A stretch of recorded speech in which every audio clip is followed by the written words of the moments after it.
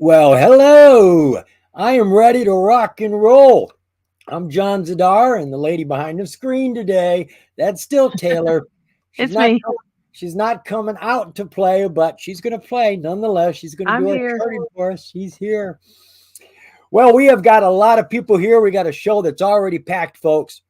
If you're bringing in your ticker now, sorry, we're not going to be able to get to it. I waited as long as I could to put up a placeholder for this because they come in so quick. Still, I had all the tickers I could handle. And I did actually grab up a couple from YouTube, Twitter, people that couldn't be here now at the show, couldn't even be here early to drop the ticker in, gave their tickers to me a couple days ago. Yeah, I do that. And I do go first come, first serve. So even the tickers I got 2-3 days ago, they jumped ahead of all of you. I don't know any other way to do it. It would look like it looked like I'd be giving you favors if I was to just start picking stocks. So we have got 8 stocks to look at. There's more on the board if we end up with more time. And we've got a lot of people that have showed up today. Thebes One and MBS, followers of mine. I am really glad to see you folks here. Mark Ryan, Oh, Royal Alex. Where did some of these comments go? Looks like some of the comments are missing here, but I see the people. I see Velmore. Thank you, Velmore. The Underdog. God, it's great to see all of you here. Brian. Yes, Brian Todovic. That's Brian with the IA. We also have a Brian with the Y. I'm glad to see you here. Bill Hawaii. I wish I could have looked at your ticker. Please don't take it personally. I would love to look at all your tickers, folks. Looks like I pretty much covered everybody here. If I skipped your name, I'm sorry. I am aware of the time because we've got a lot on the table and I got a lot of information here. I've got about 54 pages pre-due diligence. Yeah, that's the word, diligenced, and ready to go. So let's jump on over there right now in the order that they came in. First one we are taking a look at here is ABIT. This is Athena Bitcoin Global. This came from, let me see, Dr. Kizzo. Can't remember where I ran into Dr. Kizzo, but he wanted me to look at it. This is about 12 cents right now. Had a rough day. She's down over 8% on the pink tier. Current. Got her validated information. That's the only information that's normally validated with the pink. Think about that. Validated information is the most important thing in the market. You don't want to be lied to. You don't want BS. You don't want hype. You want the facts. Well, these are facts that are verified by the OTC market. You can get more information about what they are. But the information you get from the company themselves, I mean, the financials, the news presses, you're just taking the management's word. That's the problem with pinks. There's not a lot of validated information. So what is this company about? Well, let's see here. I have got a better description. They've got a description here. They work with Bitcoin ATM kiosks, but that doesn't tell you enough. That just tells you they got ATMs that work with Bitcoins. Is that all it's about? No. This is going right into their financial. So we're getting the best description we're going to get here. Athena Bitcoin Global, formerly known as Game Plan, let's see, is a provider of various crypto asset transaction platforms, including the operation of automated teller machines and personalized services for the purpose of selling and buying crypto assets, white label operations, and payment services. So they do other things wrapped around all of this. Now they tell us here that the company deals predominantly in Bitcoin, Ethereum, Litecoin, and BCH. And they've been in operation since 2019. They are now in 9 states, Puerto Rico, and 4 other countries in South America. And to give you a better view of what we're talking about, this is where they're at. Let me see if I can squeeze this in. So they are in South America and they are in North America. Now, there are a lot of them here, folks. Just looking here in America, you've got 410 here. We're talking about the ATMs, 231 here. They list every single place these Bitcoin ATMs are at. There's lots of them. I don't know the total number. I couldn't get a total number here, but look where they're at. 7-Eleven, ARCO, scroll down a little bit more. They go state by state. all these Marathons, all these Chevrons, Exxons, Shell. I mean, they're at the most prominent convenience stores, gas stations out there. So they have got lots and lots of these. And as I said, I don't know exactly how many it is, but it looks like a few thousand. So what information did I find about this company? Well, there wasn't a lot to be seen, but this is the most recent piece of news. It's the financial. That's always important. For the full year, revenue increased 160% to 191 million compared to 73 million. That's a nice jump. 2023 gross profit increased by 93%. Operating expenses were about the same. They didn't increase. And 2023's net income was 11.2 million compared to 4.1. So financially, things have definitely been on an increase for them. Now, I don't think we had any other news over here. I would have had pulled it up had we had some. The most recent piece of news is the financials and a strategic investor relations program so that they can talk to us investors. So what was the relative volume around the company right now? Well, big drop. 175,000 shares a day is what she's been doing, which is kind of under the radar. Today, she did 11,000 shares. I mean, that's one purchase. Share structure for the company. Wow. Lots and lots of shares. But look at that. 4 billion shares outstanding, which is just too many. But they're all owned by the insiders. They've got over 4 billion of them, leaving us with the mere 38 million shares in the float. Now, this is great news. I mean, heck, that's a low float, especially relative to how many there are. But we have to be leery of that. When you see pinks, and I'm not saying this company in particular, but when you see pinks where the insiders own a ton of shares, there is a chance that you could get caught holding a bag. They own so many that if this stock had real hot news come out, who puts out the news? They do. The news gets the stock running. When shares start being sold in a lot, where are they coming from? They're coming from the insiders. They're making money. They're going to start selling, and we don't have a lot of shares compared to theirs. So when they start selling, making their money, it's going to pull it down. So when you see it running and you buy in thinking this is hot, and then they sell up here and it falls real fast, there's your pump and dump. I'm not saying that's what they're involved with. I'm just saying the right boxes are ticked if they chose to do that. So you got to be leery of that. You're not saying it, but you're kind of saying it, maybe. It's always, you take everything with a grain of salt with the pinks. Mm-hmm. I have lost tens of thousands of dollars on pinks because I trusted what they told me. And most of the fantastic inventions, innovations, deals never came to pass. Something ended it. They broke down. They canceled it. It's just, it's a hard way to learn. So I'm just telling you up front. Market cap, we are over $500 million for this company. Financials for a bit. Well, not bad. She's been hovering between 60 and 80 million over the last 3 years, up and down, and then took that big jump, right? She went to 191 million from 73. Shame it's costing her all this money just to make it. She's got to give away 164 million. There's 3 zeros we got to throw on any of these numbers just to keep 27 million. You'd think they could tweak that a little bit. Quarterlies, well, they're growing. Sure, 19, 23, 31, 65, and 71 million. That's looking great. That's what you want to see when you're looking at the quarterly reports. Balance sheet.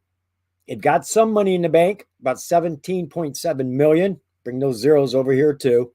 Total assets, 48 million. Total liabilities, 37 million. It's less. So we aren't holding deficit. We are holding stockholder equity here of just under 11 million. That's not looking bad. And again, we probably already seen what needs to be seen over here, or else I would have pulled it up if I thought it was important. So I don't see anything here.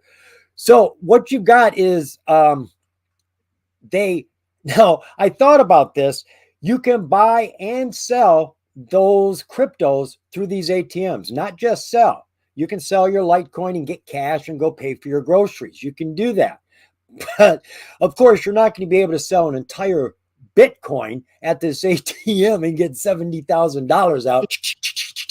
I don't think you can do that. I think they have a couple $1,000 as the maximum, but it'll eat your money.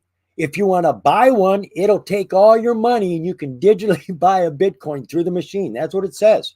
What So about merchants like accepting Bitcoin as payment? Is that have anything to do with that?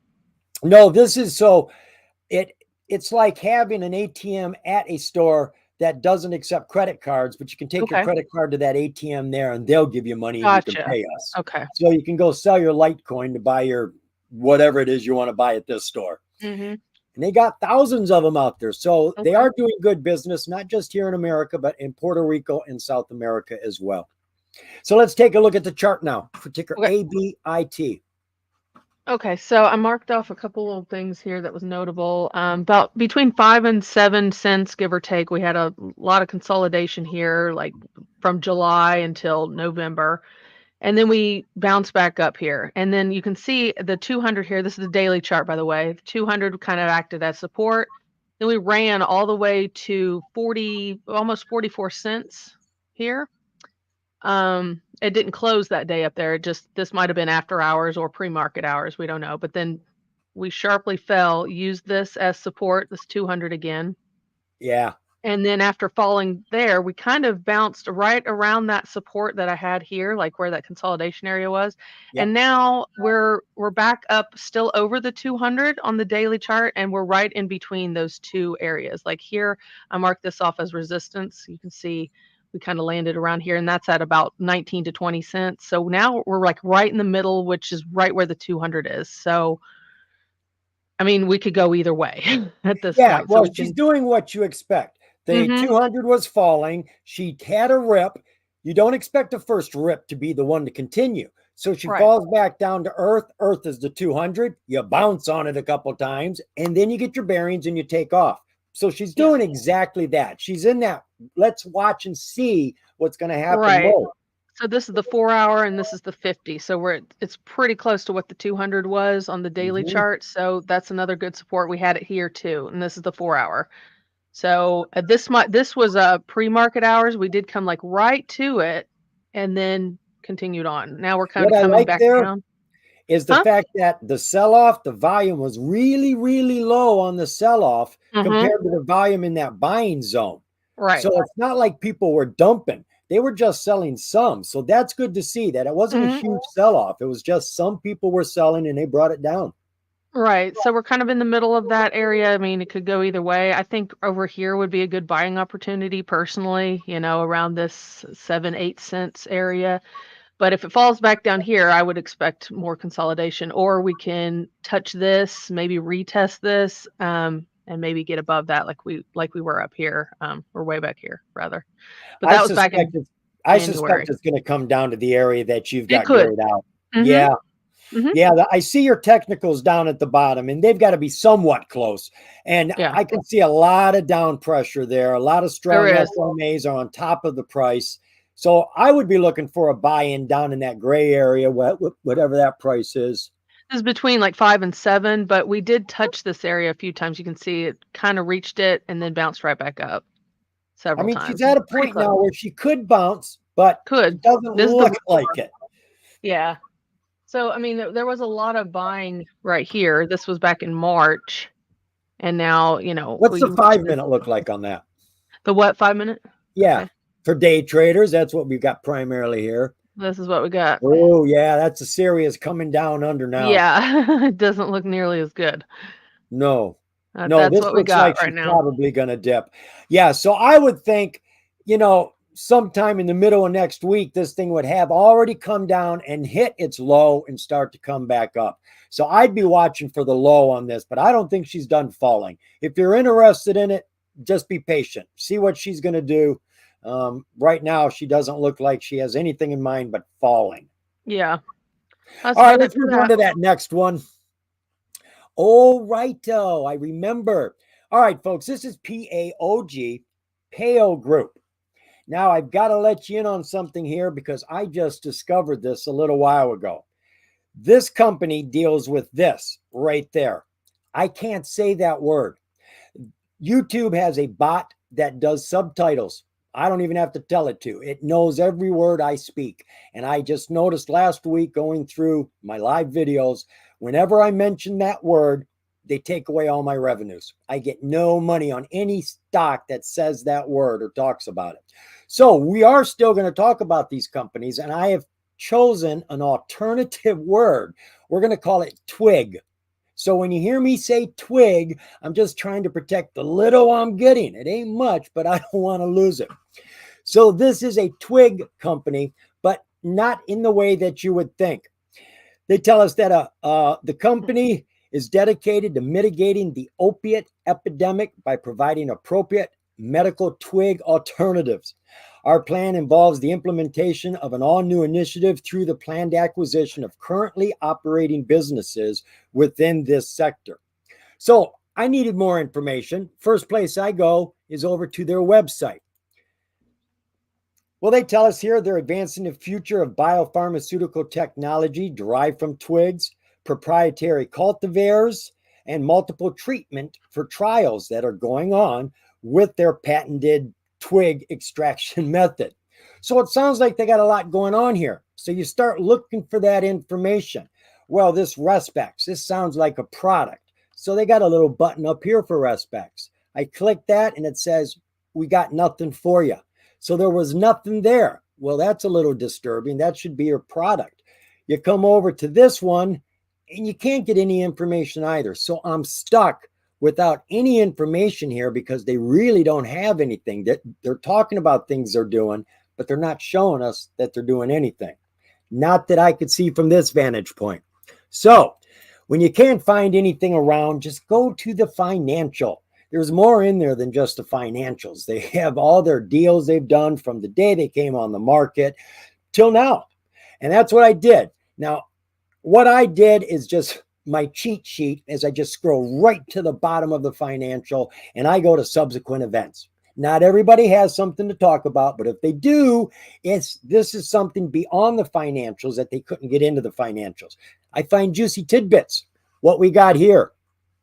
First thing I want to bring up to you, as of December 31st, 2023 and 2022, accrued salaries for the corporate officers were $30,000 and $315,000. Now, the reason I'm showing you this, that is 2023, $30,000. The year before, they were earning $315,000. They cut their revenues, their paychecks by 9/10. They cut it way down. So you see that they're not overpaying themselves. I see a lot of companies that are being paid $300,000, $400,000, $500,000 a year, each one of the management, and the company's in debt. They're not making money. And it's like, come on, guys. Obviously, you're in it for yourselves. Then we do have a subsequent event here. On June 21st, 2023, the company entered into a letter of intent to acquire the assets of the operating business of Salud Esmeralda, a Mexican corporation. The purchase would include the Clean Lab facility in Ensenada, Mexico, related equipment and know-how, all formulations of existing and future to be sold patents, intellectual property, marketing material, logos, websites, the whole kit and caboodle. PAO Group will be issuing restricted common stock in exchange for the assets purchased, which is a good thing. Restricted stock is stock that can't be traded. It can't be thrown on the market. They can just hold it until the company says, now we're going to make it unrestricted and you can do something with it. So that's great for us. This transaction has not yet been completed. That's all we can say. It's been forgotten about because it was over a year ago virtually, and it has not yet been completed, but they found it worthy to mention here. So what was the relative volume around PAOG today? A little more than normal, jumping from 11.6 million up to 14.9 million. Share structure. We got about 2 billion out there. Management owns about 116 million. We get let's call it 1.75 billion shares in our float. That's a lot of shares, folks. Market cap here is only 2.2 million. Financials for the company. Dun, dun, dun, dun. We got nothing annually. How about quarterly? Nothing. So they've had no revenues. So we didn't see any products. We don't see anything that they're doing, and they've got no revenues to show that they're doing anything. We overlooked that, didn't we? The stock is at a pretty decent price if you think it's worth buying. It's at 0.001. That's a great price. You think the stock moves fast from a penny to 2 cents? It moves 10 times faster down here at 0.001 to 0.002. So it's a great price only if the stock has value. She's on the pink tier and current. She's got validated information. Woohoo! But she is considered a shell risk, which means she says she's in business doing something, but we're not seeing any revenues. Well, not only are we not seeing revenues, I'm not seeing what she's doing except telling us what she's doing. We haven't seen it yet. What's that balance sheet look like? Oh, come on, folks. How are you in business with no money in the bank, no short-term assets, no long-term assets? Total liabilities, 1 million. That's all we got. 1 million. We're carrying that 1 million. Where's the company? Where's the company? No wonder they're only making $30,000 a year now, not 300. They can't get $300,000 to pay everybody. That would be all the money. They're only making $1 million, and they're getting the money. So I don't like what I'm seeing here. I don't see any potential. I'm just speaking from my point of view. Now, I haven't done a deep dive. You know, you may find more information somewhere else, but thus far, looking around what I've been looking at, all talk, no action, no money, no value. I don't see anything. All right, let's just see if there was anything sitting in that news that I may have overlooked. That is late news. That's from 2022. Always make sure, look at the date. You'd be amazed how many times I do. That's the latest news, 2022? Yes. Oh my gosh, okay. Right. So we don't have any news. The disclosures, we can take a look so you can see what I saw. 2006 was the last disclosure. I just went into the most recent financials, the only information I had outside of the website. So what you see is what you get. Nada. That's just my point of view. All right, let's take a look at that chart, see what it looks like. Okay, well, here we are. So I marked off a few little things, like this was 0 way down here. So in this area, we had 0005 to 0007 kind of stuttered around in that area, December, January. And then we had this big push. I don't know what happened in late January of this year. We had this big push up way past 001, all the way up to 0035 or 34. No, and then we're coming back down. We've hit 001 several times on the daily chart, and now we're just right above it. We're right here on that line. So I would say, man, well, at least it's a wicked stair step. She has actually gone up, and I don't know why she ripped. I don't know why she thinks she's worth being up there. Maybe now we didn't check Twitter. You know, there may be something on Twitter. There's a lot of companies that don't want to pay the money and put up with all the rules of putting out press releases, and they'll put them out. Yeah, I'm not sure what happened. I should have asked you what happened late January, because that's when this big rip happened. And that's what I'm saying. We only have a filing for November and then a filing here in April. That's it. We don't have any other news. We don't have any other filing. So what's got to run? Twitter is the only thing I can think of, and we didn't look at it. Yeah, so we're just kind of sitting here right at this support at 001 or maybe a little bit above it, but we've hit it several times, March, a few times, April. Now we're still here again. So I don't know if this is going to break down and come back down to the 15-minute chart consolidation area. Okay, 15-minute. Here we are. She's very consolidating now.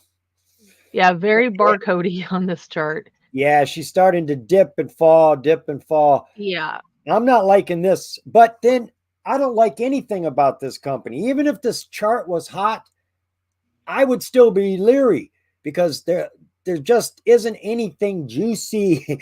This is a dried prune. It's not that appealing. It's definitely not a hot chart. It's very barcodey. I don't know what's going on with it, but that's really all I got to say about this one. So go ahead and move on.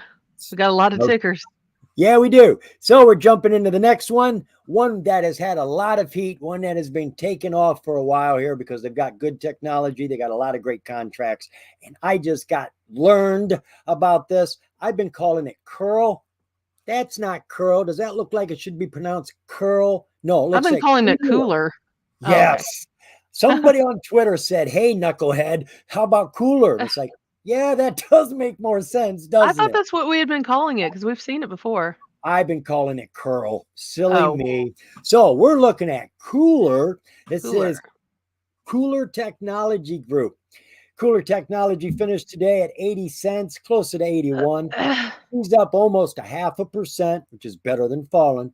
This is a penny stock on the major exchange. You got to love those stocks because they, first off, have a lot more rules up on the major exchange that they are being monitored to follow. You're not getting the wool pulled over your eyes as easy up there. Second of all, there's a lot more money and a lot more volume up there on the major exchanges. You can trade at pre-market, aftermarket. And if you're not paying attention, I mean, you don't have to be awake and monitoring. Just get your orders in there. If you see stocks are moving pre-market, aftermarket, you should be taking advantage of that. Now, the other thing we have to always consider, if the price is under $1 on a major exchange stock, they're in the hot zone, danger zone. You can't be under $1 for too long. You're under there for too long, they will threaten to throw you off down to the OTC. They'll give you a warning. You got 6 months to get the price over $1. 10 days consecutively close over $1 and you're out of hot water. Don't do it. Bye-bye. You're gone. I don't know if they've been warned, haven't gone through those 8Ks, 6Ks, wherever it's going to land. It's going to be one of those two, and it can be any one of them. You just never know. So what does this company do?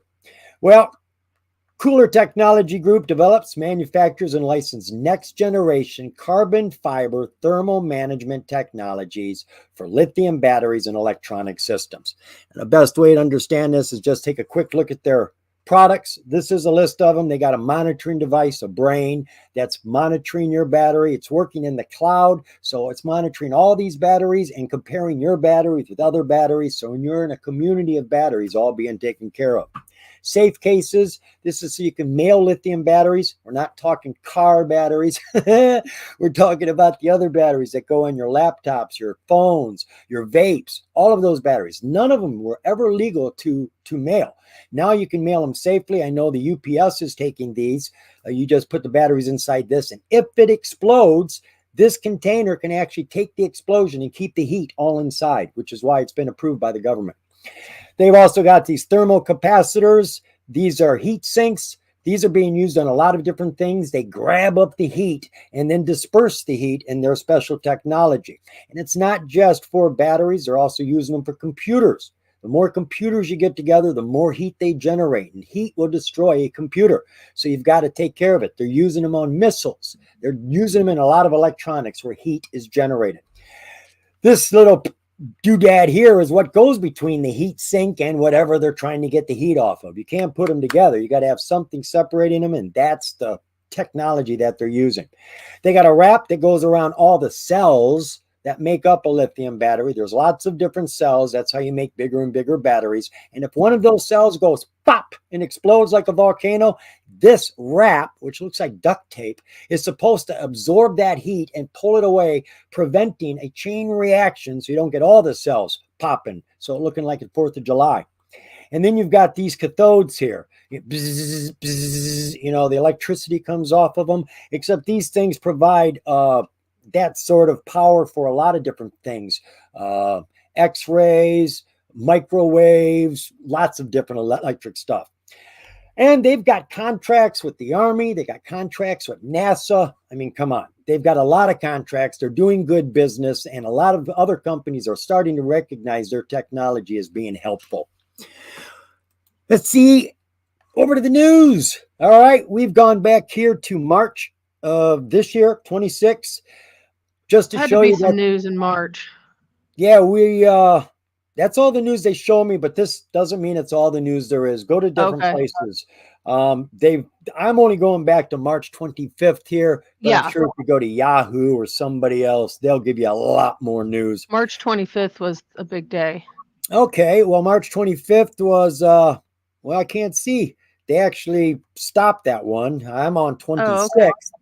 26th, they enter into an agreement with Lockheed Martin. I'm sure you know that company. It's a very huge, big blue chip stock company that makes airplanes down in Florida, heat sink advancements, and precision missile electronics. On April 4th, KULR gets a $1 million contract from H55 for its thermal runaway shield technology, that duct tape stuff. In April 8th, KULR Technology gains on safe case supply contract with the drone planes manufacturer. And the last piece of news, which came out on the 10th, yesterday, KULR Technology Group delivers customized battery solution for U.S. Army, enhancing tactical command operations. We're not going to go through any of the details there, but you can see they've got huge contracts, and you can only expect the contracts to get bigger and bigger if they're doing a good job. And I'm sure their technology is good technology. I didn't see a lot of competition. I was looking last week to see who does what KULR does. I couldn't find a whole lot of people. All right, let's take a look at the relative volume. She's down today about 30%, dropping from 19 million down to 12 million. Share structure isn't bad. We got an outstanding share count of 127 million. Insiders have got twice as many as we've got. They got 74 million. We got 32 million. That's not looking too bad. I wouldn't worry about a pump and dump scheme here. This is on the major exchange, and that's a pretty nice, actually, that's a great share structure there. I really like that share structure. Market cap for the company, $102 million. Not bad. Taking a look at the financials for KULR. Well, she wasn't doing too much those late years. In 2021, she was at 2.4, jumped up to 4 million, bringing home some serious profit, 2.3 million. Quarterlies, they're growing. We were at 1.3 million a year ago. This last September, we were at 3 million, and we got to keep over 1/3 of that, 1.3 million. Now, we should have another financial out right now. It should be out. Balance sheet, not much money in the bank, but they're not broke. They got $1.1 million. Total assets, we got 12.6 million. Whew. Liabilities encroaching on it, we're at 11.4 million, but we're still in stockholder equity. We're still in the black, in the green, as it would be for marketers. We're at $1.2 million. I don't think there was any disclosures, but it's okay to check real quick. I'm sure this is going to have to do with the Army news. Yep, that's the Army news. A lot of these companies will back up their press releases with filings just to let you know that things are all on the up and up. See, I like that. When you take your news and put it into a filing, now it's legitimate. Now it's been put under the authority of whoever is, the New York Stock Exchange, the NASDAQ, because you're using their form. When you just put it in a press release, yeah, all right. You can say anything you want in a press release. Prove me otherwise. Let's see what else we got here. We'll just look at that. No, we already did. I think we've covered everything there, right? Yeah, thank you very much. All right, let's go take a look at KULR. Okay. Oh, sorry about that. Okay, here we go. So we looked at this 4 weeks ago on March 14th, and here we right here. So we were here, and all these lines here were already drawn out. So I'll just show you what happened. So we were in this consolidation area between around 18 to 20 cents, give or take. And this was a really big resistance. You can see it would try to come up, didn't do it. But then something happened around the 25th, 22nd, and we just completely annihilated that and drove right past that. And the second resistance here, that was around 33 cents. You can see we just blasted past this, opened the next day, and have not looked back. And it ended up going all the way to 9 cents as a high. Yeah. So now we're like around 83 cents. So that's like more than a 400% gain from when the last time we looked at it. That's the daily chart. That's not the hourly chart. Yeah. So let's maybe go down to the, oh, wow, look how pretty this is. This is the 4-hour chart. Somebody brought us a hot stock. This was brought to us by T. Rick. I remember. Thank you, T. Rick. He said, didn't you guys look at this already?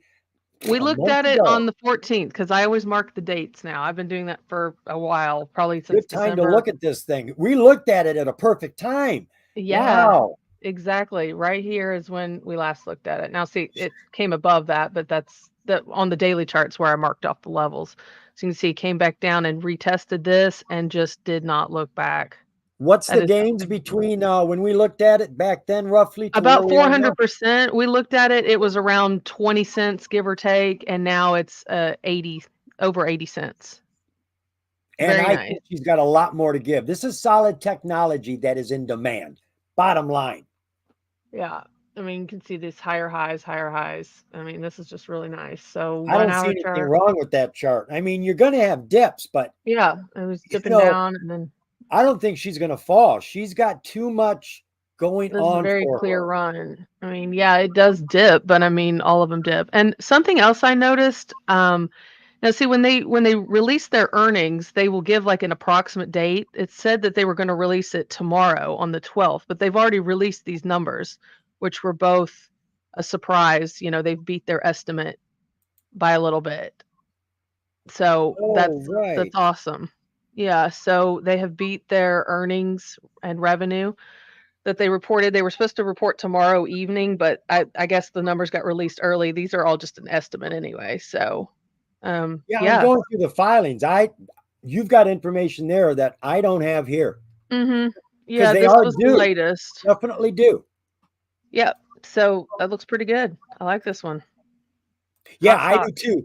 This is a stock that is both worthy to play and invest in, as far as I'm concerned. You're Mhm. going to get some good gains, and you could play this again and again. It's going to have bad days, but because you know the company's got value and it's got solid technology and demand, you'll wait for one of those bad days. You'll wait for it to come crashing down for whatever silly reason, as long as it's not bad news, and you buy in because I'm Yeah, sure I this think down company's going here to. in the 30 to 30, like 30 to 35 cent range would be good. Or even here like 38, 39, 40 cents would be nice because we got Oh, some consolidation here.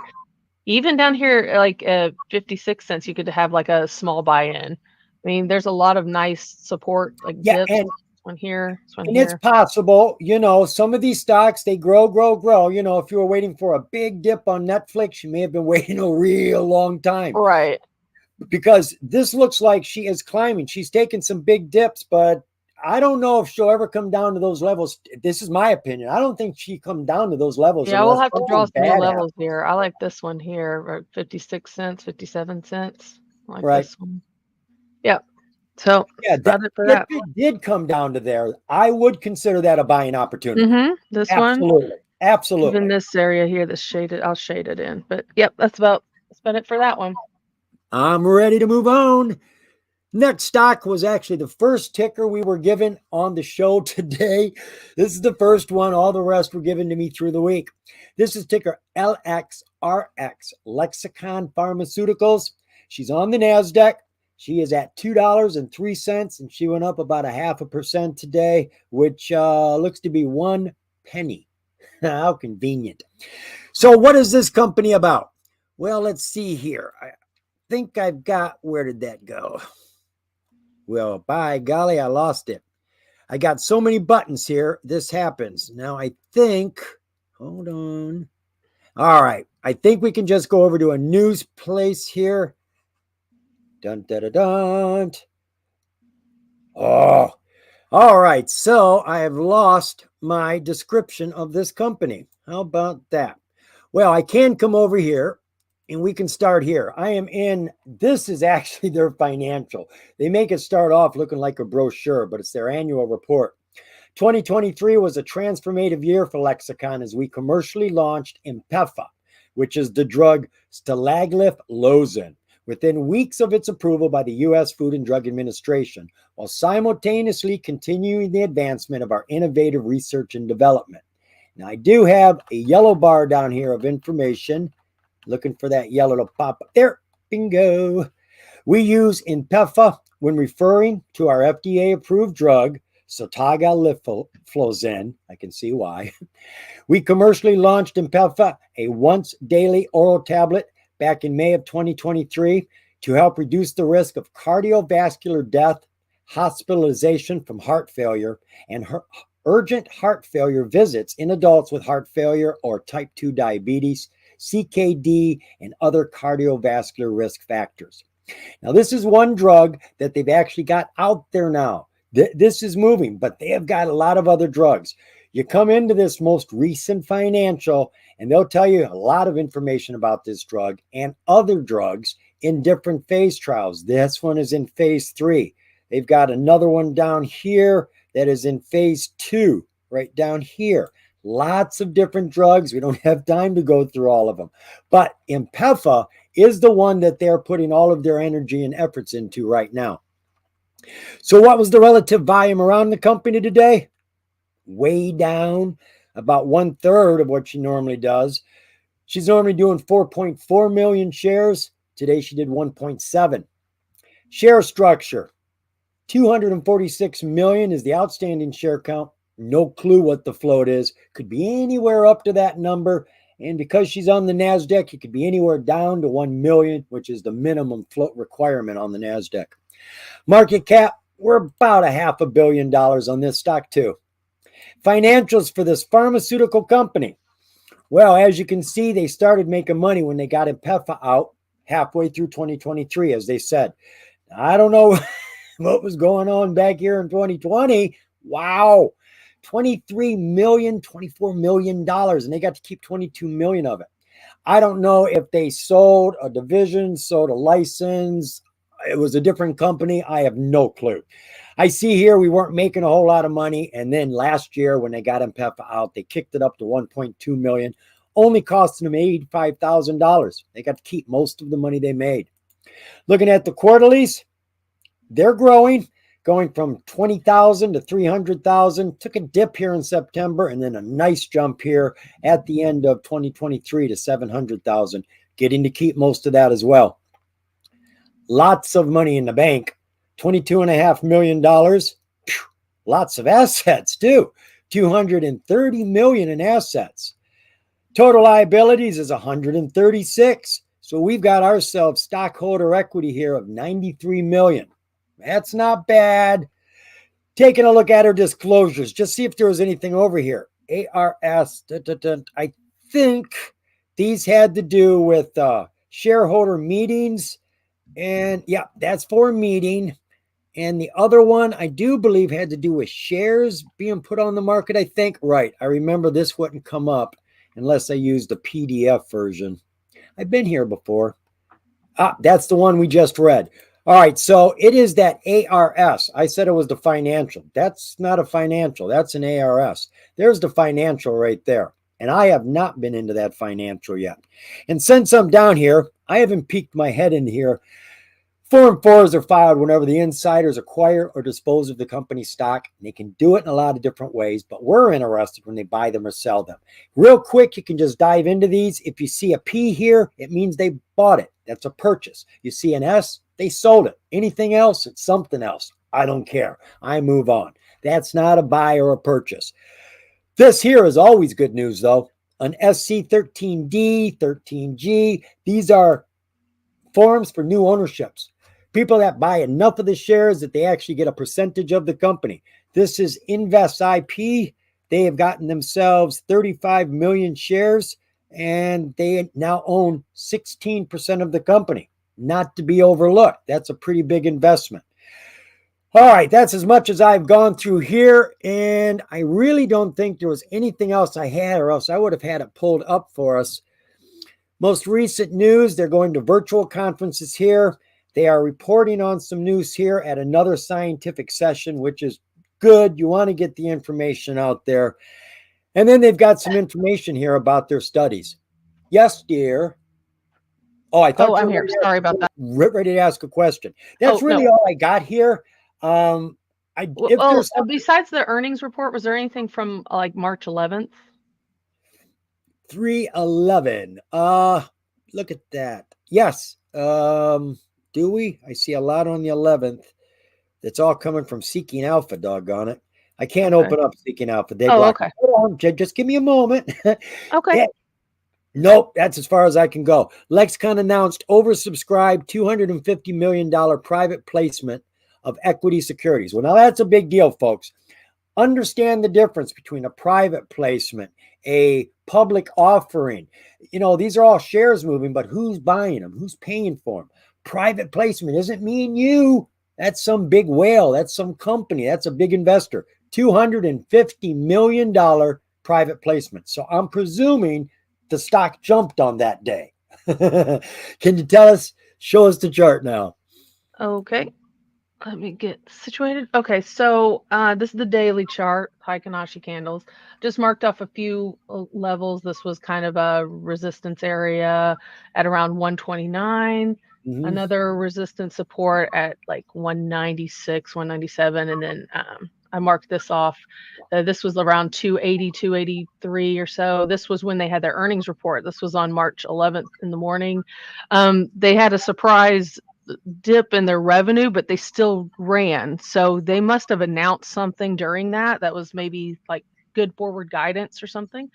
Their earnings did, beat the earnings estimate, but the revenue was bad. So they must have announced something else because we had a huge spike in volume that day. And it continued on. But we did come back down here to this area, 198, and we're kind of tipping right around there. So I don't know if this is just kind of like cooling off until the next surge. It does look pretty good. I mean, we started running around the end of January up until the middle of February. And then we kind of just bounced around in this area in between 198 and 280. So, I mean, so let's look at the 4-hour. Yeah, I don't see any extra news. I was seeing if there was anything else going on, but that is a huge catalyst. $250 million coming into a pharmaceutical company. That's what they need. Pharmaceutical companies are normally doing a lot of research and development, need a lot of money. They normally have a lot of public offerings back to back to back so they can keep the ball rolling. So if somebody comes along and gives them the money, all we have to do is sit back and let them work and put out good news. Yeah, if you were going just by the EMAs on the 4-hour, this does look really bearish. You can see this like death cross, death cross, death cross. If it wasn't for that support that you've got drawn, it doesn't look good. Around this is around 198. So this is pretty good support. It's hit it a few times. But still, it looks like it's about ready to break it. Yeah, so it looks like it's getting ready to come down more, but we can hang on to the support, that would be good, but these EMAs do not look good. You can see this, I'm in agreement. 250, 21, and 9. Volume has been getting less and less. There's been less interest in the stock. Yeah, ever since that last earnings report. Now, that was magnificent, though. I mean, we came from 215 all the way to 284, 280 something. Don't know exactly what it was. I'm not looking at the other. We don't need exact. Yeah, I mean, these are just that's as close as I can get because it'll move around if you do the daily chart versus another, if you're looking at different time frames. So, but yeah, so this is the 1-hour. I mean, we're on top of the 9 on the 1-hour. If that's good, it looks like she's still falling to me. I wouldn't be putting my money in it yet. But there's going to be another catalyst coming up in May. Yeah, May 2nd, they're going to report something else. So this could be a catalyst because it does seem to move on earnings. I mean, if this was the only news that day, and it did run a significant amount. So if it's got something else to share, May 2nd, Thursday, May 2nd, there should be another earnings report coming out. And this is give or take. I mean, sometimes they, like I showed you on the other one, their date was on Friday and it's already been reported. So this is just an estimated date, May 2nd. So keep an eye on this, and because this one does move on earnings. So seriously. Looks good. That's about it for that one.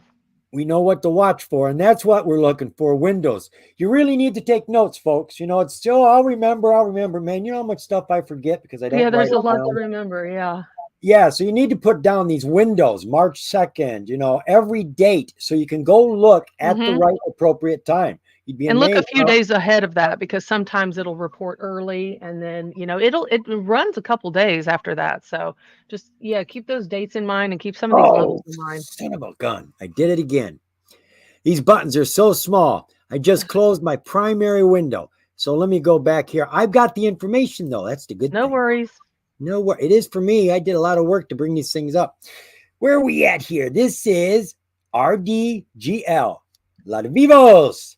She did about 11 cents today, just shy of 18% gains. She's on the middle tier of the OTC. Yay! You get validated information here, the important stuff. You get financials audited by the CPA. So now we've got real numbers, actual factual numbers you can use as fundamentals to weigh the company up. That's the first thing we really need to know. How are they doing financially?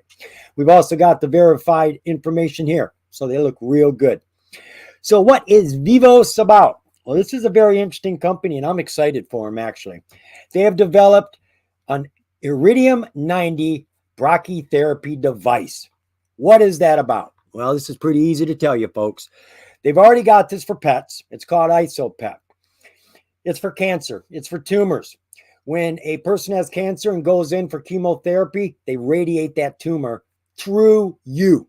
They got to go through your skin, through your muscles, through your blood, into that tumor to kill that tumor. This bypasses all of that. They take a little tiny bit of radioactive stuff, which is that iridium-90, and it goes inside of a hydrogel, inside of a hypodermic needle, and they put it right inside the tumor. And it starts to radiate from the inside out, eating that tumor up without affecting you whatsoever. I think it's a great idea. They've already got it for IsoPets, and as we're going to see in the news, they did just receive FDA designation, some special device for their radiogel, which is for humans. We got to get this human tested, and there's nothing else like this out there right now. I think there is. I did think I read another company that's working with something like this, but this is a whole new technology that can really be nice. When you think about all the people who have had cancer and we've had to poison them, they look poisoned, they feel poisoned because they are poisoned. There's no reason to poison the patient just to kill the disease. This bypasses all of that nastiness. What else did I learn about this company? This is a filing, an 8K. The company has entered into a material definitive agreement. Right. I was specifically asked about this. He wanted to know why the CEO was getting a $10,000 bonus. Now, as soon as I saw the question, the first thing that came to my mind is $10,000 bonus. It ain't very much. To me and you, it may sound like a lot, but these people are making hundreds of thousands, if not $500,000 a year. So a $10,000 bonus really isn't a big bonus. But let's take a look and see why he's getting that money. The company entered into and renewed an executive employment agreement on December of last year with Dr. Michael Korenko, Chief Executive Officer of the company. Pursuant to the terms of the agreement, the doctor shall continue to serve as the CEO for a period of 2 years, starting January 24th. He shall receive an annual base salary of about $300,000 a year. Wow.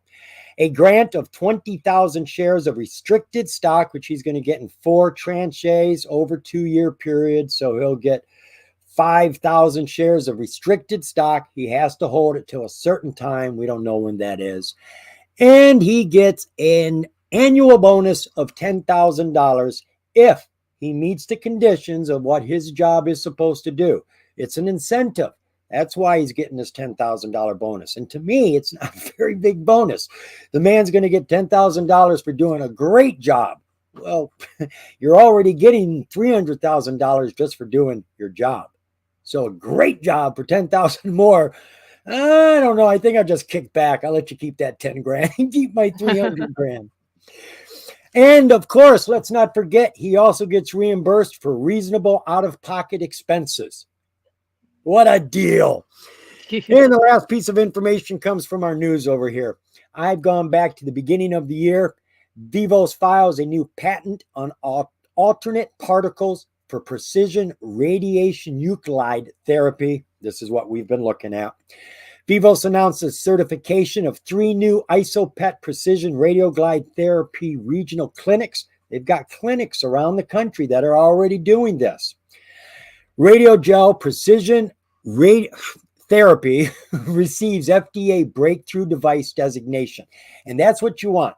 This helps the device to get through all of the bureaucracy the FDA has. They've got a lot of hoops. Well, they take away half of those hoops and they make it easier because there's nothing else out there that can help the patient. So they want to get it out there as fast as they possibly can. So they've got the help of the FDA by getting that breakthrough device designation. Now, I think I had something else I wanted to say about it, but I think it's going to come up as we go through the general information. Would you mind looking at December 20th? Yeah, December 20th. That would be 12/20 right there. Oh, yeah, that's the news I just read. They got the Oh, okay. FDA Okay. breakthrough device designation. There we go. Relative volume for the company exploded today, going from over 500,000 to just under 4.5 million, about 9 times their normal volume. Share structure, not too bad, 388 million outstanding. Insiders have a respectable 50 million roughly. We get the rest, 340 million. It's not a great float, but it's not absolutely terrible or anything. Financials. Well, they're not making very much money, are they? Thank God for them 3 zeros we got to put on these numbers. From $7 4 years ago to $7,000 to $19,000, but they're losing money. That's not good. How's it looking now? It's not looking any better. They were barely hanging in there with that 6,000, jumped to 7,000, and then got nothing, and it cost them 9,000. This isn't looking real good right now. Financial balance sheet. They got some money in the bank, about $1.5 million. Just about that in assets, 1.6 million. Thank God they don't have hardly any liabilities, 245,000. So we've actually got stockholder equity in this company of 1.3 million. Now it seems to me there was something I wanted to say that escapes me. Let's see this 8K. Is that going to be it? No. Maybe I'll remember as you're talking about it. There's their most recent 8K. I don't believe they had any subsequent events. What's the date on that? The 8K or the financial I'm looking at here, that came out on the 18th of this month. Last month, my bad. Right, March. Okay. And I don't think I saw, no, this company doesn't have any of those goodies down at the bottom called subsequent events. So nothing today. There was no brand new things. Oh, news today? I don't think so. The most recent piece of news we got here comes from 12/20. Yeah, that's the one. Yeah, December 20th, and then nothing today. Okay. Nope. That's it. So I guess I don't have anything else here to tell you. I mean, that's great news, but it's kind of old news, right? So where's the catalyst that's got it running now? I'm really not sure. Unless there was something over there at Twitter. I mean, this is recent. I mean, that the 8K came out on the 25th. We've got the financial, it came out on the 18th. That's the most recent news we've got, if you want to call it news. Outside of that, I don't see anything unless it's on Twitter or Google hiding somewhere.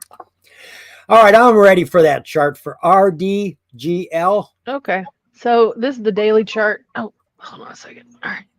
So I just marked off some levels here around 4 cents, 5 cents, and then up here at 11 cents where we had that high. That was last year, though.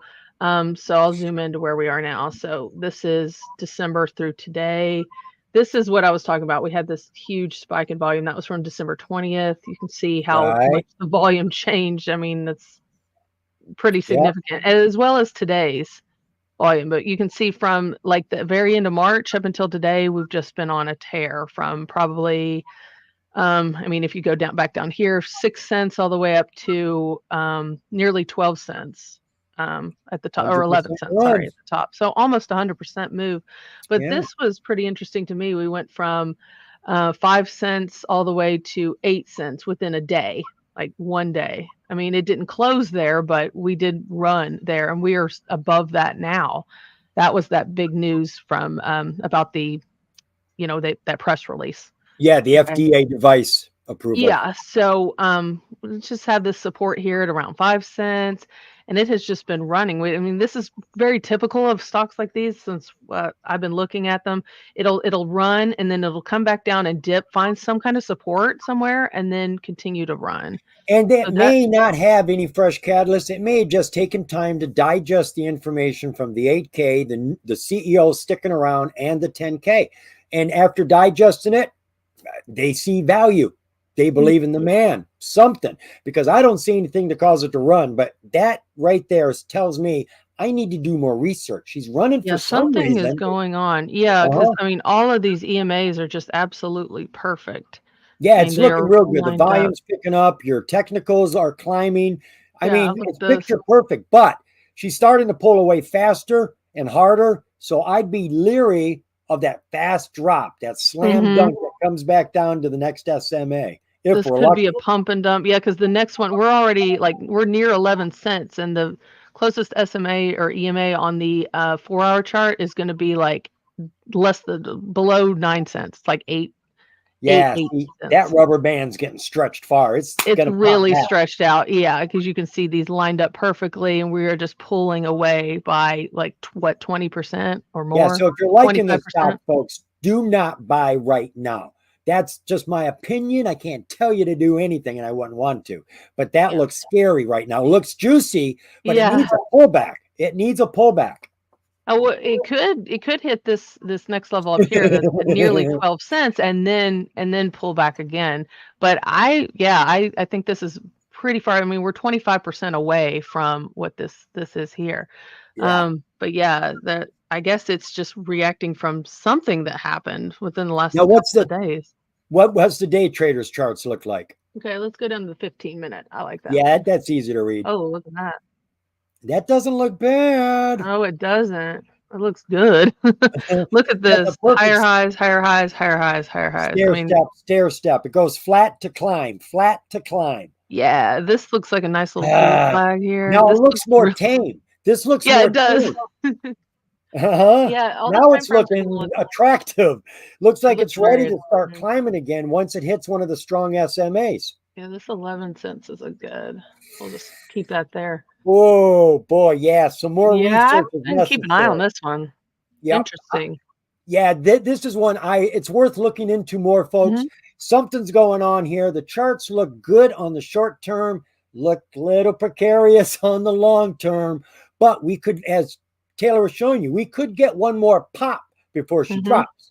And she's looking like she could be setting up for that pop before the Yeah, drop. up to here because we get some resistance here. Maybe we could pop up to like 12 cents and then come back down. We'll see if this excess support layer. I'll keep those lines up if we look at this again. But that's about it for that one. We're ready for the next one. This is chipped. I chipped my tooth. CHP-ChargePoint Holdings. I had to go see if I did a video for this. This is one of those companies that puts up charging stations to charge your electric vehicles. There's a lot of them out there, and I've covered a lot of them because they're doing a lot of business. They're growing. It's a growing industry right now. I never covered this one. I've seen it off and on many a times. I've just never covered it. So ChargePoint Holdings, she finished the day at $1.65, fell a little bit. She fell 1 penny today, which was just over 0.5%. And she's on the New York Stock Exchange. So I told you what the company does, but let's get a little more insight. So they've got their charging stations that can be put anywhere. That's the neat thing about these. You can put them at your restaurant. You can put them on the street. You can put them anywhere somebody wants to put them. And what makes this convenient is they've got lots of different ways. They are working with the cloud. I'm sure a lot of these companies are working with the cloud, but this opens up a lot of different doors so that you can use a point card where you just tap it, a remote start. It can you can use your watch. You can use a credit card. It recognizes your car. It's very, very smart. And as you're going to see in the news, I do believe right over here, where is that one? There it is. ChargePoint becomes one of the first EV charging providers to receive FedRAMP approval for the implementation of federal EV charging infrastructure. They got a contract with the federal government, I do believe it was, and if they didn't, I do know they've been approved, their cloud, for being safe for consumers, because you're doing business with them. You got to give them personal information, financial information, so that you don't have to do all that every time you charge up. So they have to make sure that the cloud is safe for you to use it. They got that approval. So they have that going for them. Then we've got a lot of little deals here, which seem little. But what's going on here is they not only have charging stations, but they have charging units that are being sold so that you can charge your car at home. Well, what they're doing to get a lot of customers at one time is they're approaching companies that have fleets of cars, and their employees drive those cars. A lot of people take their cars home. Well, they can charge their fleet car at home. So they sell these fleet units to the fleets of these companies, and they disperse them out to all of their employees for their fleet cars. And that's exactly what all of these are. JumpTech partnered to offer efficient home EV charger installation for fleets, ChargePoint and Gate to do the same thing. AC Bell and Kinpo working on the same thing. They just keep getting more contracts. And that's what you got to expect with any of these charge companies. They're all going to be growing. And if they've got a team out there selling their products, they're going to sell it. Doesn't matter if there's a lot of competitors. The market's big enough for all of them right now. No doubt about that. So what was the relative volume around chipped? Down a little bit today, about 1/3%. About 1/3, dropping from 14.2 million down to 9 million. Share structure, only information they give us is the outstanding share count, which is at 420 million, kind of high. Don't know what the float is, could be kind of high as well, or it could be considerably less. No clue until we look. Market cap for the company, we're at 700 million. What are the financials for chipped? Whoa, here's a penny stock making some money. You know, you go up there to the bigger price stocks, you see huge numbers. Well, we're not used to seeing big numbers down here.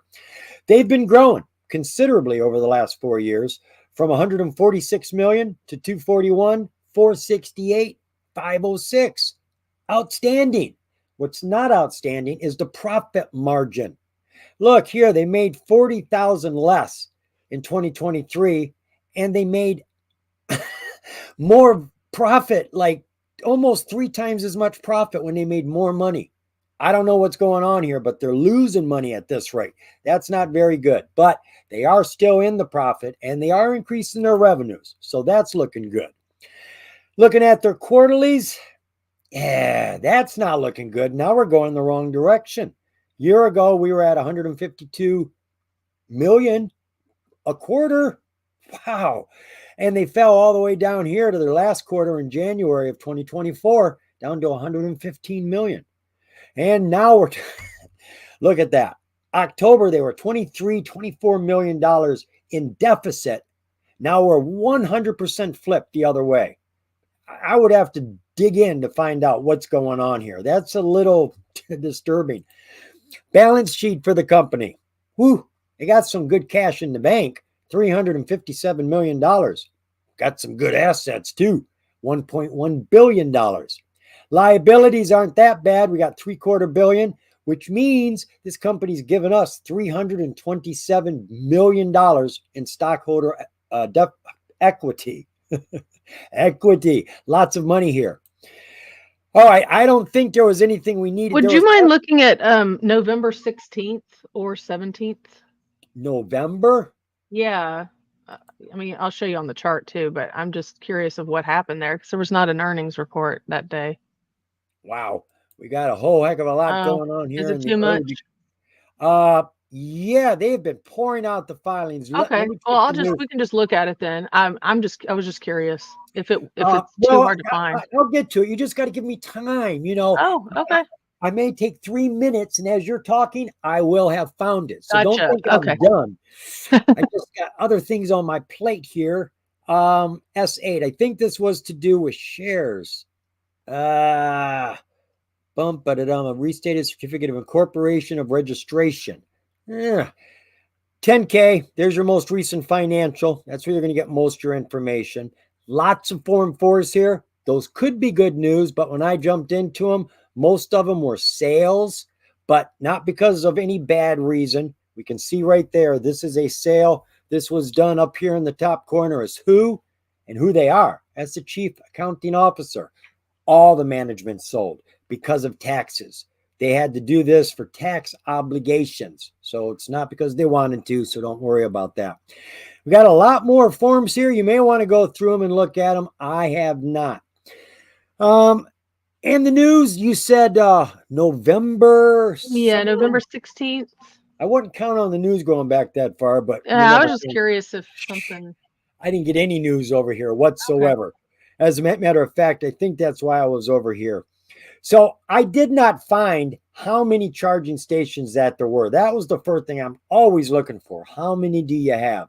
I couldn't find that. I could find a lot of information here. They're selling a lot in different places, but how many they've got, I'm sure it's out there. I just don't know. All right, let's go take a look at that. Oh, here we are. This was November 16th. This is regular candles on the daily chart, by the way.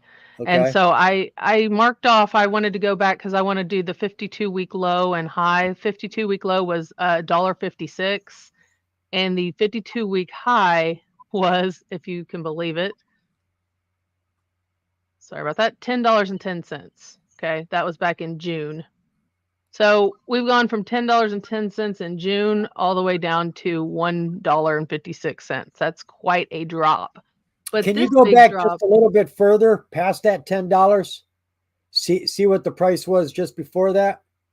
Okay, so it wasn't a SPAC. I was wondering if she had been a SPAC or something being at $10, you know, but whoa. yeah, No, and I she's been looked, on I a, didn't see any reverse splits or anything. I go through wow, and she's been on a I didn't see downtrend any of for a that. very long So time. yeah, we've had like several gap downs. Here's another one. We gapped down from like $7 down to $6.34, and it just keeps gapping down. Here was another one, gap down. I mean, it came back up, but we closed that day on the 16th at around 314, and then opened at around $2. That was quite a drop, a big, huge gap down. That's why I like these regular candles sometimes, because you can see how big the gap was. I mean, we closed here and then opened here. That's Yeah, a give me an big idea of drop. market sentiment that day. The Could have investors were been. not happy.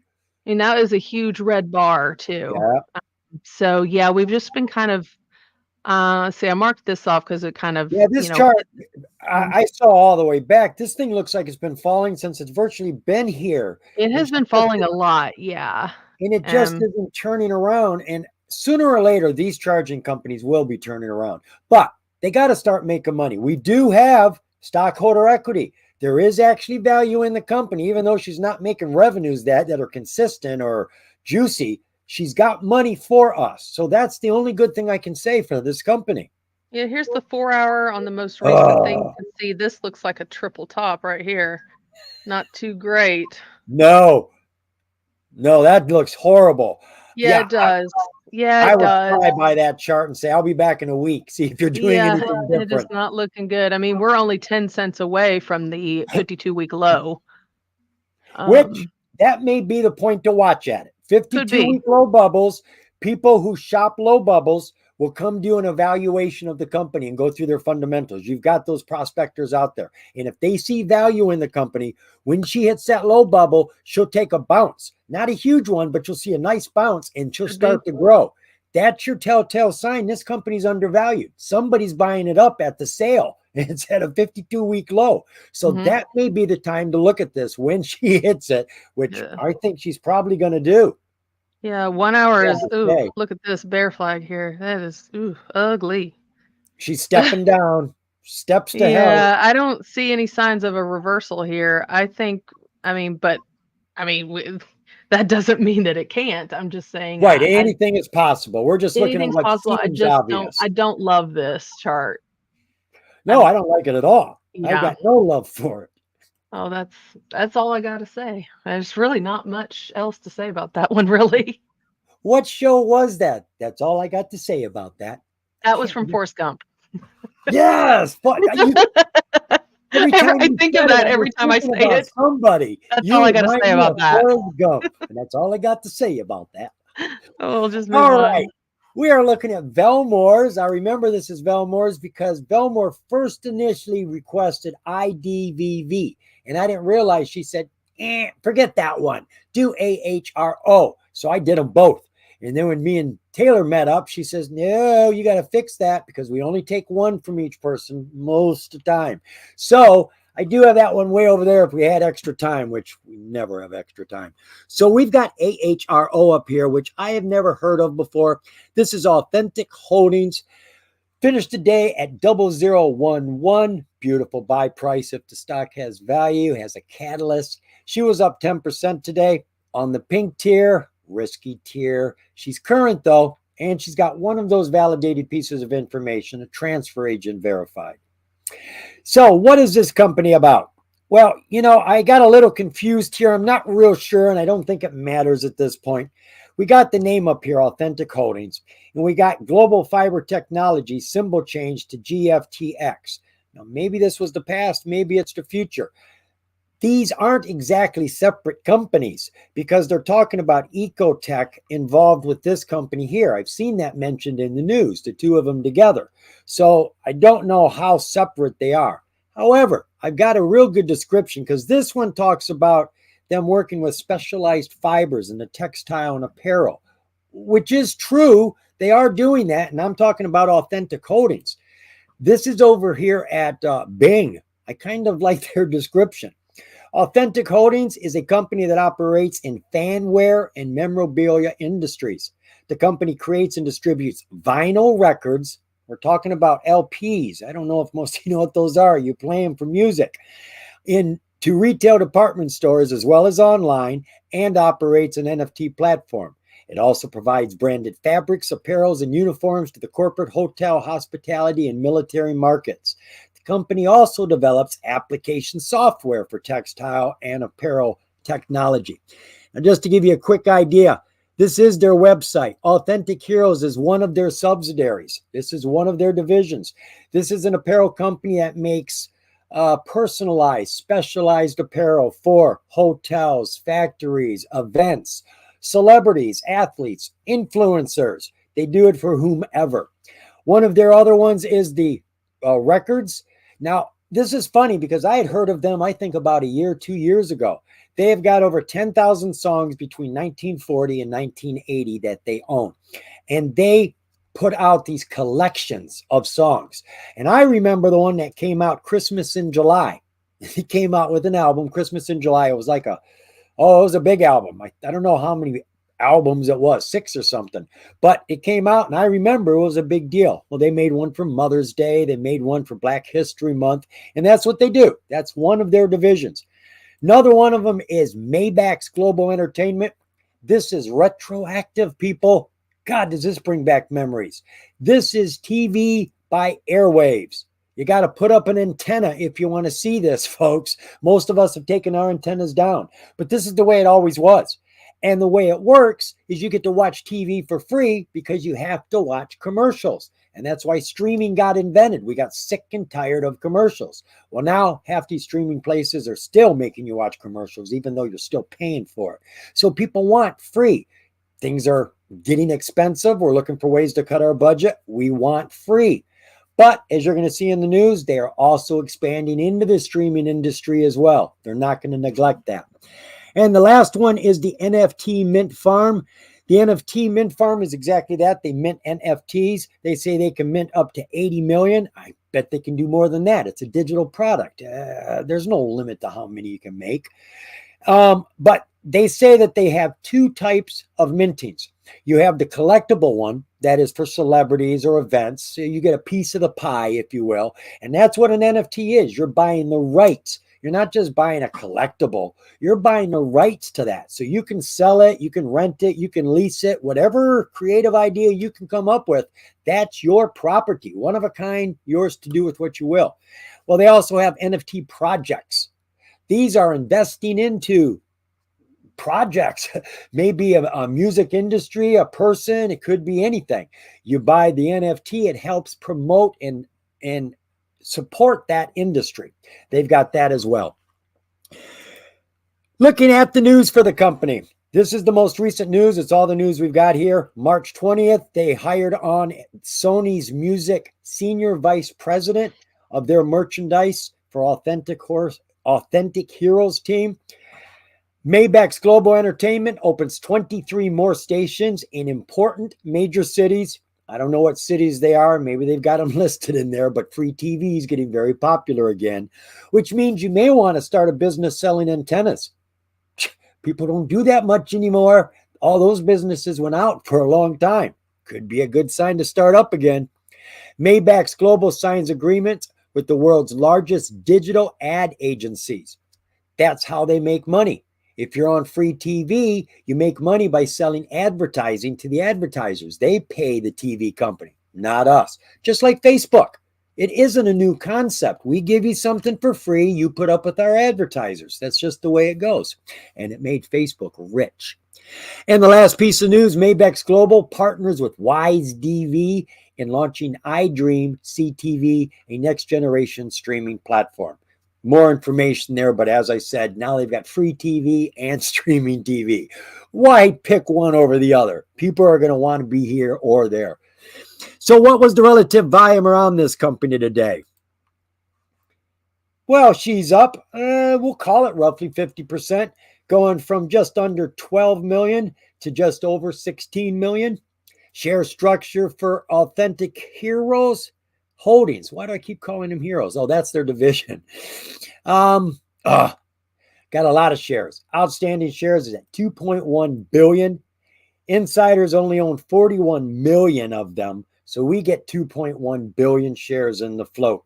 Screaming reverse split if she gets near a penny. And I would expect this company to probably do it. It's just one of those companies that looks like they've got enough business to keep them moving forward. And as soon as they start to get any excitement, they're going to want to put themselves in front of a different audience. And that's why they do these reverse splits. It puts them into a different price category. Different investors are looking at them. People with money don't look at sub-penny stocks. They just don't. There's too much risk. Why would they put $100,000 on a 004? As soon as it drops to 003, they lost $25,000. They're not going to do it. So you want to get your stocks price up so you get people who have money willing to invest in you. Let's see what we got here for the financials. We got nothing going on there. Did we look at these already? No, they're pretty ugly.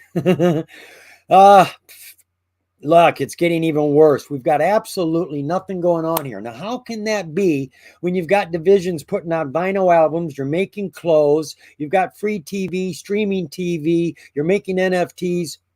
Is anything really making you money? You tell us you're doing something, we should see the efforts being paid for. We got nothing in the bank, folks. We've got 450 in current assets. God only knows what they're for. Total assets is $500,000, but look at our liabilities, 11 times that, 5.5 million in liabilities. So stockholders are holding deficit of $5 million in this company. What a shame. Disclosures, I don't think there was anything over here. Well, I wouldn't be surprised to see the stock jump today on this silliness. NT10K is a abbreviation for we're not filing our 10K, our annual financial on time.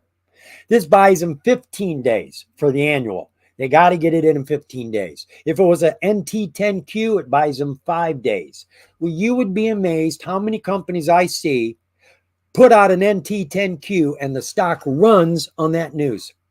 We have no money. It's not like unaudited numbers. It's just saying we're going to be late. We'll see you then.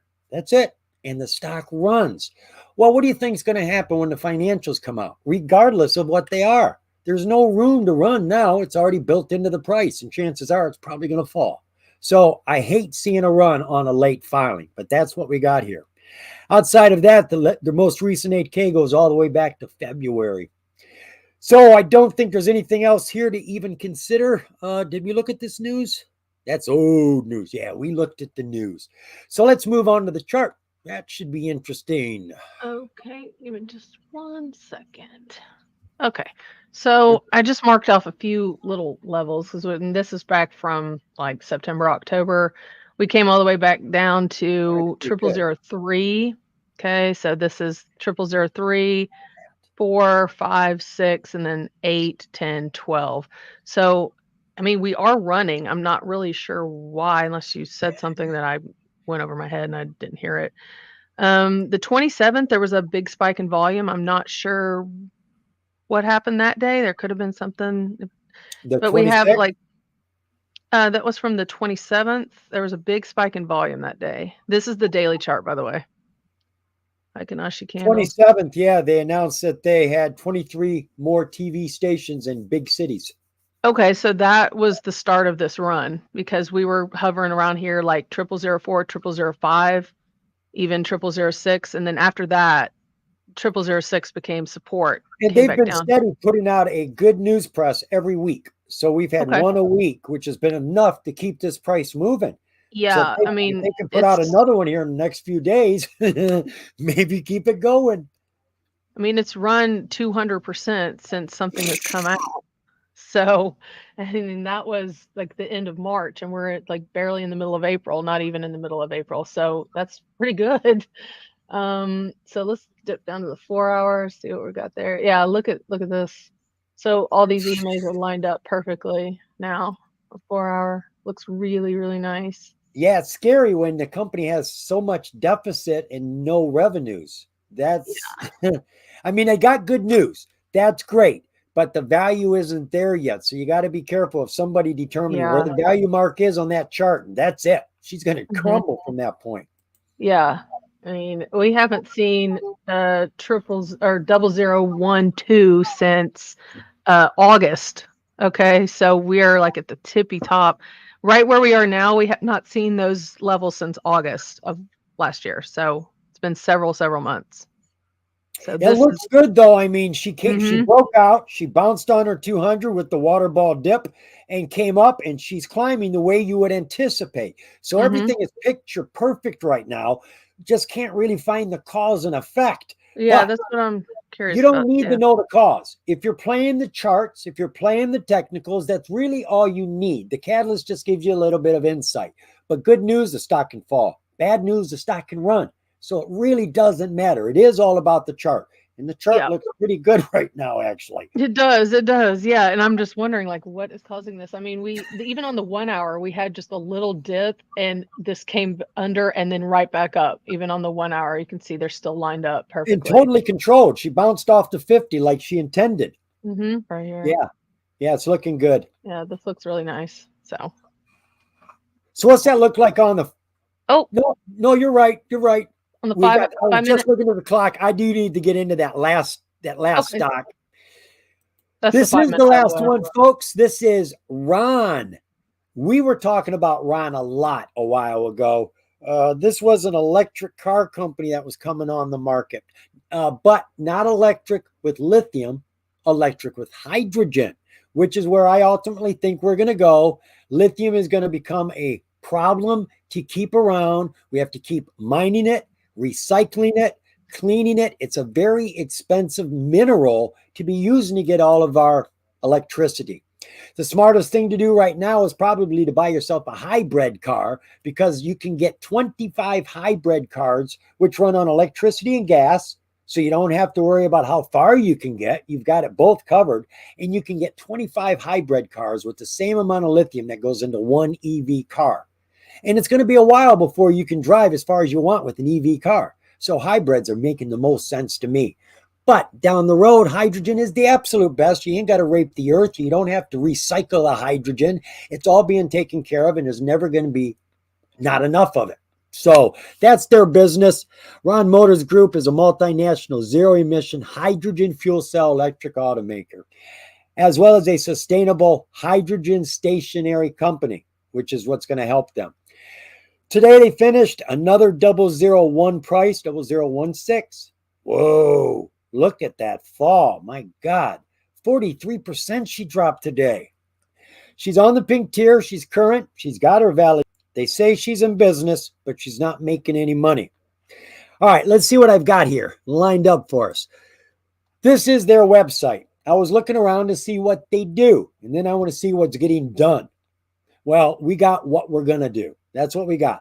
They have planned to make those class 3 to 6 trucks, the trucks and the vans we see, like the Amazon size trucks. They're going to be making those. Tell us how many miles they anticipate these are going to get on their hydrogen. They're going to be making an SUV, and they're going to be making a sports car. Gonna be. That's all later, and it doesn't mean anything until they do it. Everybody tells you what they're going to do. Do it.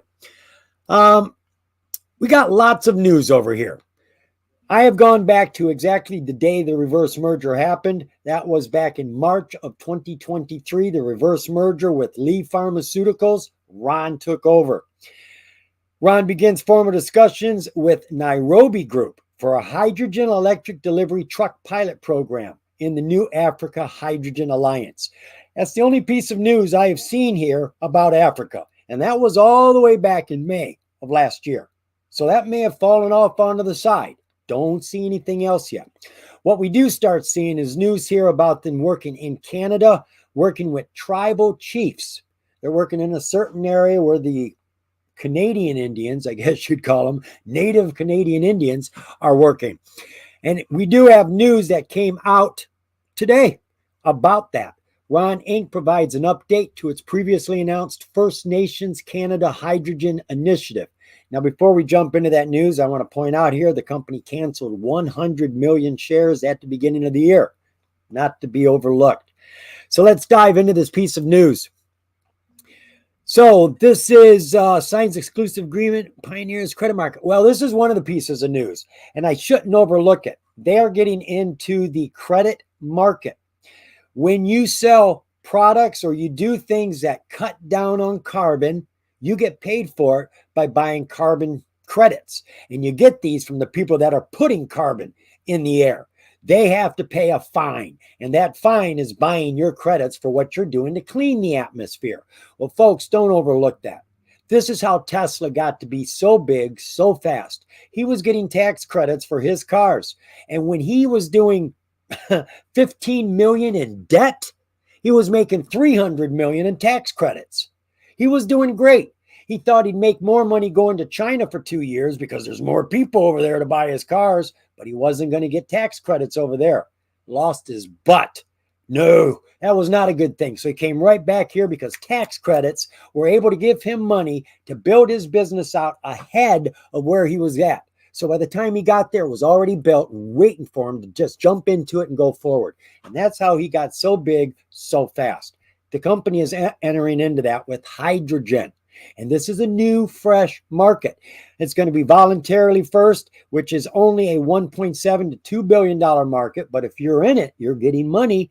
And they expect this to grow up to $250 billion by 2050 because hydrogen will become a serious commodity. The other piece of news, the one I did want to jump into initially, First Nations is prepared to move forward with RONN Inc. on the first of 7 hydrogen hubs contemplated and a logistic hydrogen truck pilot program. Several companies are already in operation in the St. Thomas region up in Canada.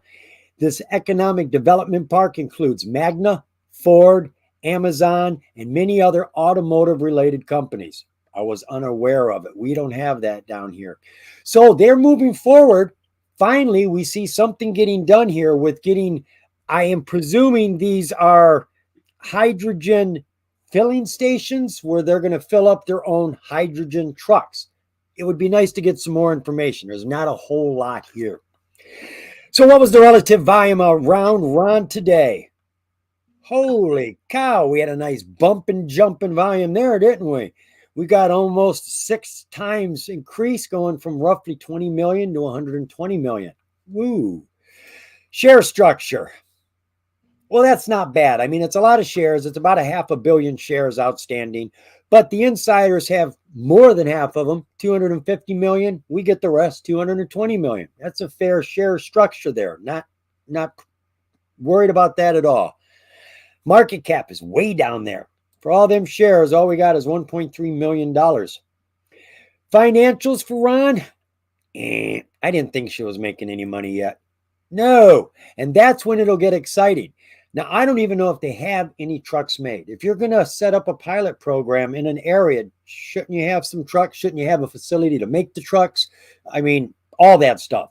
I would have to do some more research to see what they have in facilities. Do they have any trucks made? You know, there's a lot of questions to be answered here before the revenues start coming in. And that's what we really need to see. They've got some money in the bank so they can pay whatever 2 employees they got working for them right now. $26,000 is all their current.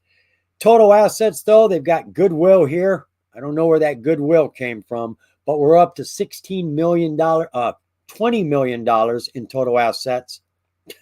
Didn't catch up to our liabilities, though. We've got 27 million in liabilities. So this company, we're holding deficit. We've got ourselves about $7.5 million in deficit.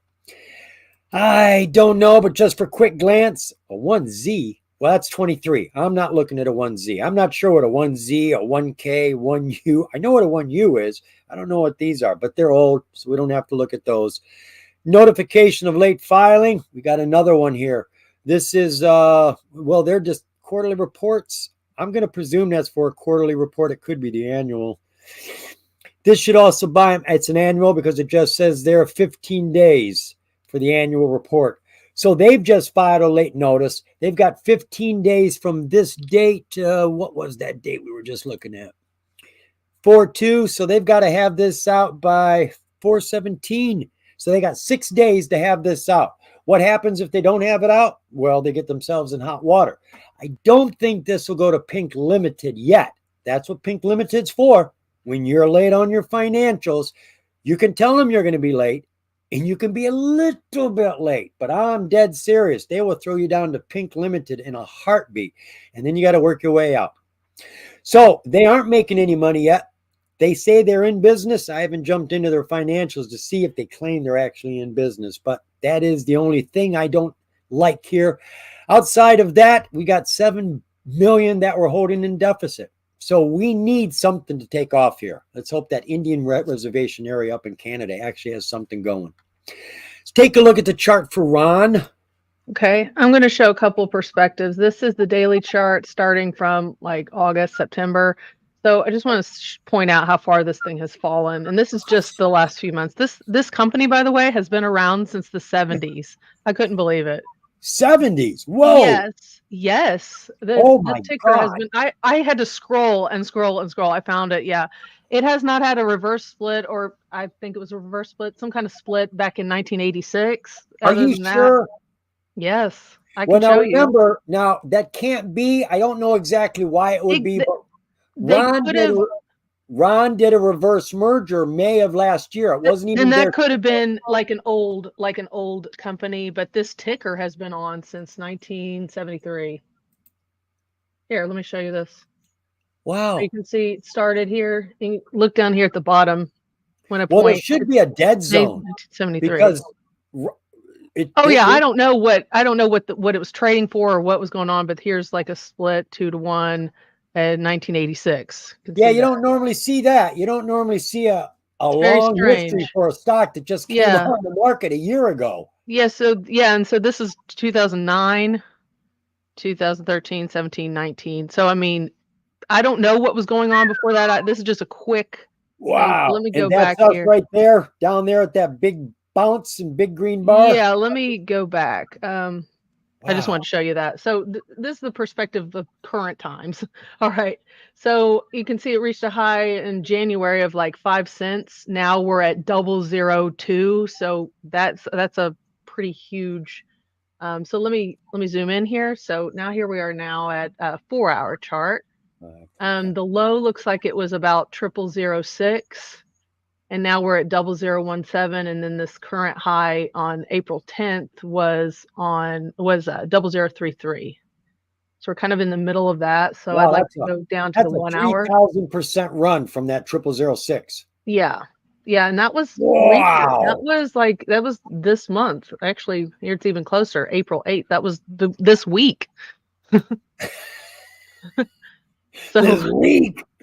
Yeah, I was like this month. Oh, no, this week. It ran from this 0006 all the way up to 0033.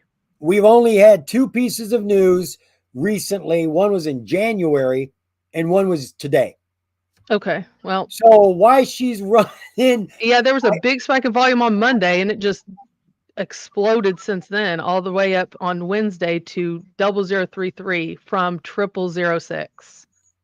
That is wild. I don't know what the catalyst was, obviously, but again, she's doing that perfect setup. You had your initial breakout over the 200, then she comes back. She should bounce underneath the 200, come back up, and we should see a run. Yeah. Now, I'm not saying she has a reason to do that. I'm just saying that's what charts habits are. So regardless if she has a reason or not, she may do that. It looks perfect for a bounce and a continuation. God, we've got a couple stocks running for no apparent reason.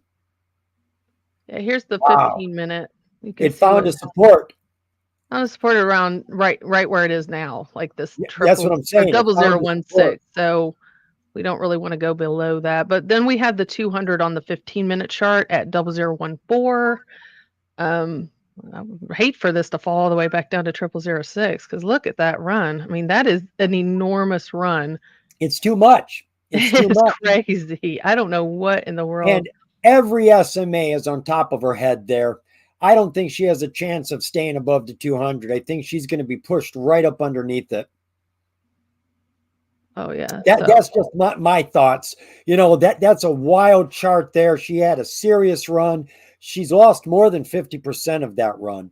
Definitely more than 50%. We had a comment that said to look at the monthly volume bar, so I'm going to look at that real quick. This is the monthly chart. You can tell March of starting in February, like a lot more. I mean, look at the volume difference. That is something. crazy. That's the monthly volume, and we're not even halfway through April, and look at this volume. Right, and what I notice is it's only been the last 4 months we've had volume. Yeah. I mean, you're looking at many months there, right?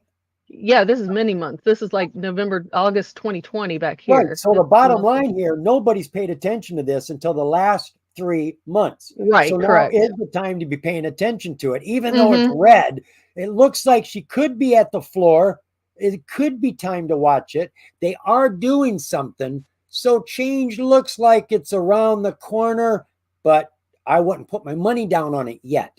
Yeah, here's the 1 hour again. So yeah, this is an interesting one for sure. Yeah. Lots of volume. Thanks for pointing that out. These are Heikinashi candles, by the way. Someone asked. Of course. So yeah. Yeah, whenever you see a green ribbon running to the high sky, that's Heikinashi. Yeah, look, I mean, we can look at regular candles. You can see some of these times were just not very. That's not a bad chart though, even though with the regular candles, that is nice, steady growth. And when she fell right down to that 50. Yeah, you can see what's going on when you look at the 4 hour. You can see really what's going on. But yeah, that's dangerous. Here. Big doji candle here, red. But this was a perfect set. Look at this 3-bar play right here. Yes. Perfect. Very nice. Here's something for you guys to do, DD, on. What's a doji and what's it mean? That's not for us. We're going to let you do that. The 3-bar play right there. There are many 3-bar plays. Go study up on those folks. That is a good one right there. He doesn't look at any more than 15 minutes of the chart. That's all he looks at. Textbook one right there. And he just looks for certain bar setups. And he knows that there's a probability 8 out of 10 that when you see this, that's going to happen. And you play that, monitoring your risks with a plan of exit. You got to know where you're going to get out on a bounce. Yeah, it gets a little more difficult on the 1 hour, but that 4 hour chart is really nice. Just that right there. Nice. All right. Well, that be it, folks. We actually got through our 8 stocks. And what are we at? An hour and 42 minutes. Egads. We're approaching Titanic length types of videos now. We appreciate you being here, folks. And, you know, we try to get through as many stocks as we can. I know you give us a lot more than we cover, and you say, why can't you go faster? Well, you know, it takes time to talk about these things. If we just rush through them just to cover them, ticking the boxes, what good is that for anybody? You want to get something for your money. I don't know any other way to do this except to go first come, first served. And I don't know how to block the YouTube page from not taking comments so that nobody can drop anything until I open up the door at 4. And then you guys could run on each other and start dropping them. But then I would not have any due diligence done beforehand. And I don't think that would be as good for you as the way we're doing it now. So we got to take the bad with the good. All I can say, folks, is I normally drop these video highlights, announcements around 11 o'clock in the morning on Thursday. You can find them on my YouTube channel. I do drop them on Facebook, Twitter, on my Discord group. You can drop your tickers in then, and that's what I'm telling you to do. If you don't do it then, I'm not going to get to it. We just can't get to the ones you dropped during the show. So drop them, first 7 or 8. They're the ones I'm doing. If you're dropping more than one, I'm going to take the first one you dropped. I know you said, if you got time, well, it's going to go to the end of the line, and you see how much time we get at the end of the line. No. Yeah. Thank you, Taylor. I appreciate you being here. Big time. Yeah, it gives me time to check everything out while you're looking at the charts, make sure my highlights are in place. And folks, I really appreciate your time. I know time is the biggest commodity we got. The older you get, the more you realize that. So I thank you for your time. Appreciate you being here. We'll be here next Thursday, 4 o'clock Eastern Standard Time. When you hear that bell going off, me and Taylor are going on. We'll see you then, folks. Bye-bye. Bye. Bye. Oh, I didn't do it.